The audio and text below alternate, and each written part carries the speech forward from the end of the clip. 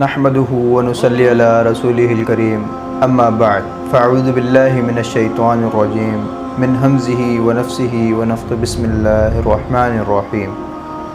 क़ाल रसूलुल्लाहि सल्लल्लाहु अलैहि वसल्लम क़ाल मन युरीदिल्लाहु बिही खैरन युसिब मिन्हु। रवाहु बुखारी, हदीस नंबर 5645 5645। रसूलुल्लाह सल्लल्लाहु अलैहि वसल्लम इरशाद फरमाते हैं, मन युरीदिल्लाहु बिही खैरन,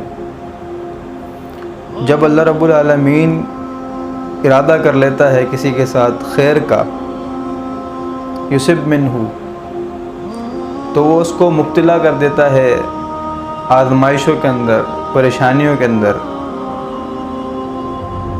ताकि वो उसको आज़मा सके, वो देख सके कि वो जिसके ऊपर अल्लाह रब्बुल आलमीन जिससे मोहब्बत करना चाहता है,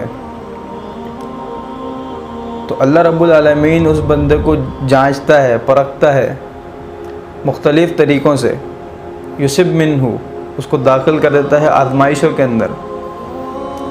तो मेरे मोहतरम भाइयों, आज माशरे के अंदर लोगों के ये जहन बन चुका है, ये गलत गुमान बन चुका है कि हम अल्लाह रब्बुल आलमीन को ब्लेम दे रहे होते हैं, अल्लाह रब्बुल आलमीन के ऊपर ब्लेम कर रहे होते हैं। नाउज़ु बिल्लाहि मिन ज़ालिक, हम अल्लाह रब्बुल आलमीन के लिए कुफ्री अल्फाज इस्तेमाल कर रहे होते हैं कि क्या अल्लाह ने ये सारी परेशानियां हमारे ही नसीब में लिखी थी? क्या ये सारे दुख दर्द तकलीफ़ें ये हमारे लिए ही लिखी थी रब्बुल आलमीन ने? क्या जो भी मुश्किलें आनी थी वो मेरे ऊपर ही आनी थी? तो मेरे मोहतरम भाइयों, इन चीज़ों से ज़रा बाहर निकलें, अपने दीन को पहचानें, अपने असल हकीकत को पहचानें कि आपका दीन, आपका खालिक, आपका मालिक आपसे क्या रिक्वायर्ड करता है, ठीक है? वो आपसे क्या मांगता है, वो क्या चाहता है, ठीक है? तो ये हदीस एक मुख्तसर सी है, बुखारी की हदीस आपके सामने मैंने रखी है। तो इसको समझे बंदा कि अल्लाह रब्बुल आलमीन उसी को आज़माता है, उसी के ऊपर आज़माइश डालता है जिससे वो मोहब्बत करता है, और ये उसका मोहब्बत का एक लेवल है कि वो अपनी मोहब्बत करने वाले से उसकी जांच, उसकी पड़ताल करता है, उसको वो देखना चाहता है, उसको परखना चाहता है, ठीक है? तो जो लोग इसके अंदर कामयाब हो जाते हैं, सफलता पा जाते हैं, तो अल्लाह रब्बुल आलमीन ने उन लोगों के लिए बेशुमार इनामात भी रखे हैं। तो मेरे मोहतरम भाइयों, अपने अल्फाजों का सही चुनाव करें, अपने अल्फाजों को सही जगह पर लगाएं। जिसने आपको बेशुमार नेमतों से नवाजा है, हज़ारों किस्म की उसने हमें नेमतें अता की हैं, तो हमें अल्लाह रब्बुल आलमीन का हर हाल में शुक्रगुज़ार बनना चाहिए। हर हाल में अल्लाह रब्बुल आलमीन का हमने शुक्र अदा करना चाहिए, क्योंकि अल्लाह रब्बुल आलमीन ने हमें हर वो नेमत अता की है जिसकी हमें ज़रूरत है। मेरे मोहतरम भाइयों, हमारे ज़रूरियात से ज़्यादा हमारे को अल्लाह रब्बुल आलमीन ने नेमतें अता की हैं। तो मेरे मोहतरम भाइयों, हमें इन चीज़ों का शुक्र भी अदा करना है। इस तरह से एक और हदीस मौजूद है, इब्न माजा की हदीस 4031 4031 हदीस मौजूद है।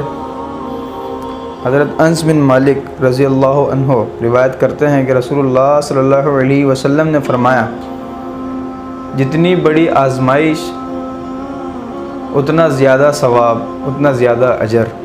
तो मेरे मोहतरम भाइयों, अल्लाह रब्बुल आलमीन आपको जितना ज़्यादा आज़माएगा तो वल्लाह आपको उसी हिसाब, उसी लेवल के हिसाब से जो है आपको उसका अजर और उसका सवाब भी अता करेगा।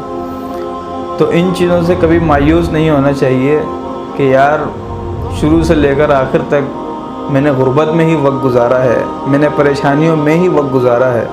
मेरे मोहतरम भाइयों, ये सब चीज़ें आर्जी हैं। अगर आपके ऊपर मुश्किलात आ रही हैं तो ये भी आर्जी हैं, अगर आपके ऊपर खुशहाली है तो ये भी आर्जी है, तंगदस्ती है तो वो भी आर्जी है।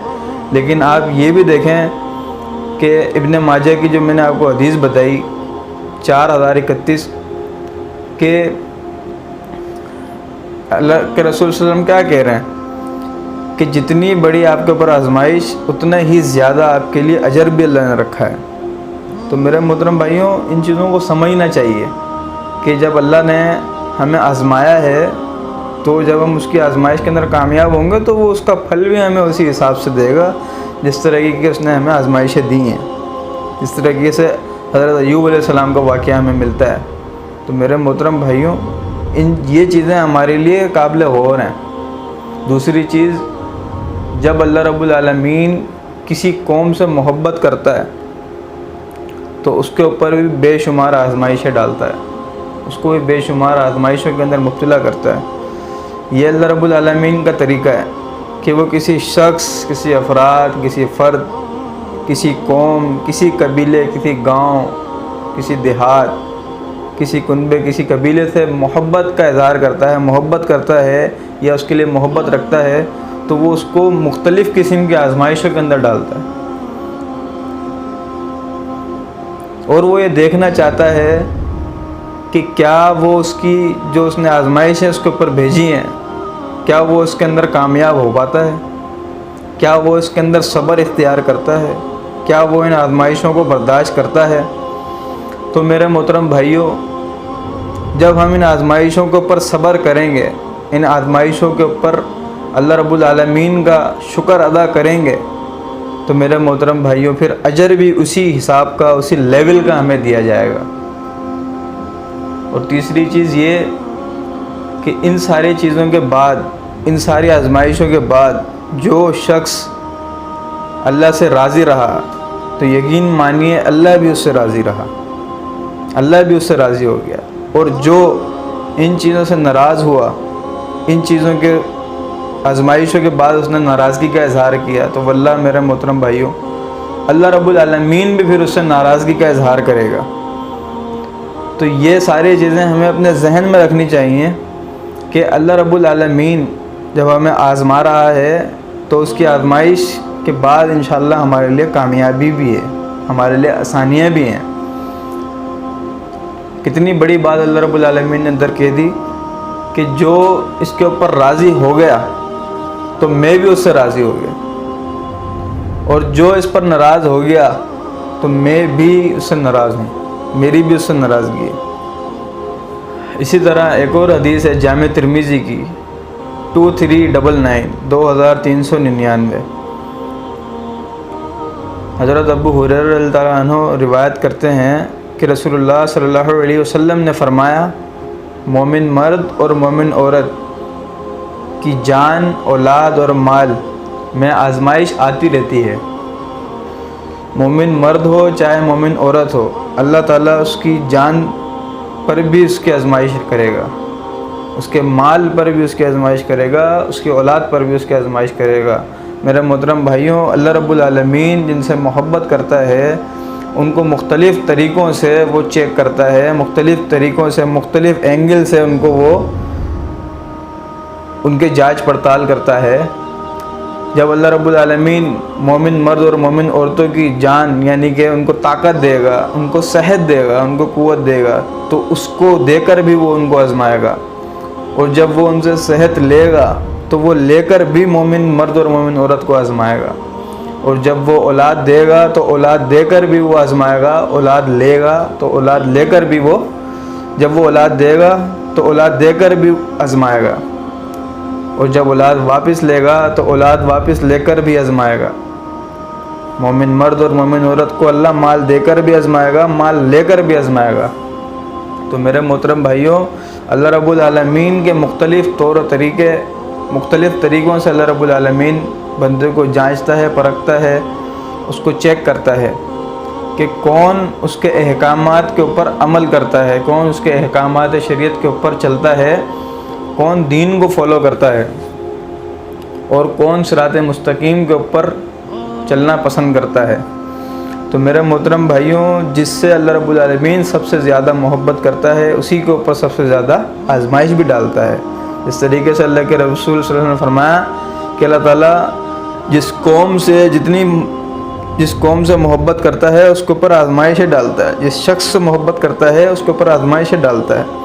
मेरे मोहतरम भाइयों, आपके सामने अल्लाह के नबी अलैहिस्सलाम की ज़िंदगी खुली किताब की तरह वाज़े है। जिस तरीके ज़मीन और आसमान वाज़े हैं, इस तरीके से अल्लाह के नबी अलैहिस्सलाम की ज़िंदगी भी हमारे सामने वाज़े है। जिस तरीके से रोशन चिराग हमारे सामने वाज़े होता है, इस तरीके से अल्लाह के नबी अलैहिस्सलाम की ज़िंदगी हमारे सामने एक रोशन चिराग की तरह वाज़े है।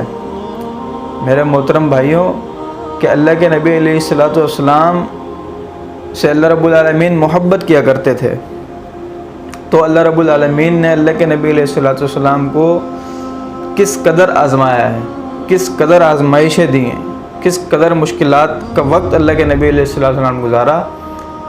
किसकी खातिर?